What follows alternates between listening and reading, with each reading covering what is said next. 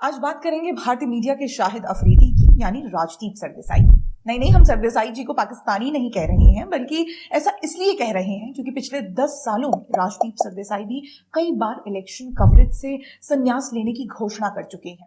You very well know how to stay relevant and viral. Let me give you breaking news. This is my last election, so I'm enjoying every moment of it. So I have no problem. For the next week, I will enjoy. और हर चुनाव को अपना अंतिम चुनाव बताते हैं, जैसा अक्सर नेता लोग राजनीति में करते रहते हैं। लेकिन राजदीप भी इन्हीं नेताओं की तरह वापस फिर स्टूडियो पहुंच जाते हैं। वैसे राजदीप भी क्रिकेटर थे, लेकिन अब वे पिच क्यूरेटर हैं। कांग्रेस के लिए चुनावी पिच तैयार करते हैं। शायद इसीलिए हो सकता है कि कई बार रिजल्ट कांग्रेस के पक्ष में न आने पर वे भावुक होकर संन्यास की घोषणा करते हैं। लेकिन ये उनकी प्रोपेगेंडा करने की इच्छा शक्ति है कि वे आज तक माइक टीवी से अलग नहीं हो पा रहे हैं और सारी आलोचनाओं को बेशर्मी से ओढ़कर टीवी पर आ जाते हैं। हरियाणा चुनावों के बाद वे स्वीकार तो कर रहे हैं कि उन्होंने गलत भविष्यवाणी की और उनके चेहरे पर अंडे फेंके जाने चाहिए। I thought of putting some egg yolk here and just putting it on my face.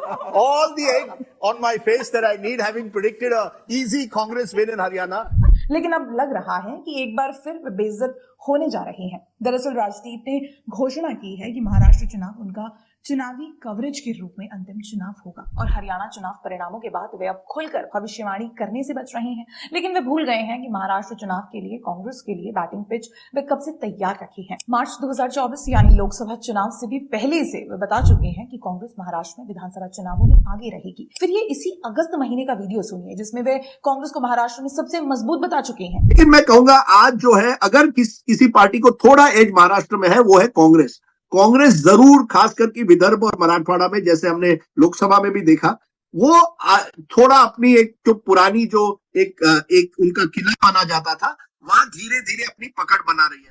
लेकिन इसे हरियाणा चुनाव परिणामों का खौफ ही कहेंगे कि राजदीप किसी भी कीमत पर अब अपनी भविष्यवाणी सही चाहते हैं, वरना इस बार अंडे तो नहीं लेकिन शायद अरुण पुरी जी डंडे से स्वागत जरूर करेंगे। यही कारण है कि वो कांग्रेस को सचेत कर रहे हैं और चिल्ला कर बताना चाहते हैं कि कांग्रेस वालों, भाजपा लड़ाई में आगे चल रही है, हाथ जोड़कर एकजुट हो जाओ। 60,000 meetings the RSS is planning over the next 4 weeks of 20 people and more, run by an unknown RSS leader called Atul Limaye. He's been put in charge of Maharashtra.